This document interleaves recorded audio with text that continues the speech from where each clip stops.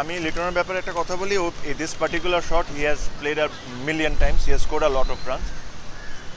হয়তোবা আজকে এক্সিকিউশনটা ঠিক ছিল না, হয়তোবা সময়টাও ঠিক ছিল না, বিকজ ও একটা সময় বাংলাদেশের সুন্দর একটা পার্টনারশিপ হচ্ছিল, প্রায় 50 রানের উপর পার্টনারশিপ হয়েছে।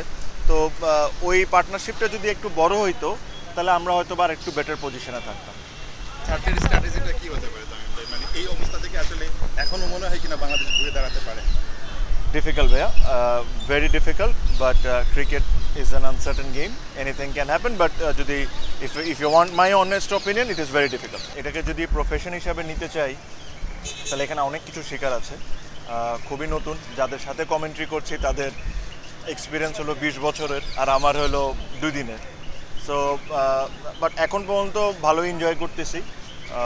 বাট এটাও সত্যি কথা যে এখানে আসলে টেকনিক্যালি আরও অনেক কিছু জানার আছে, অনেক কিছু শেখার আছে। সো এটাকে প্রফেশন হিসাবে যদি নিই তাহলে এই সব জিনিসগুলো শিখতে হবে।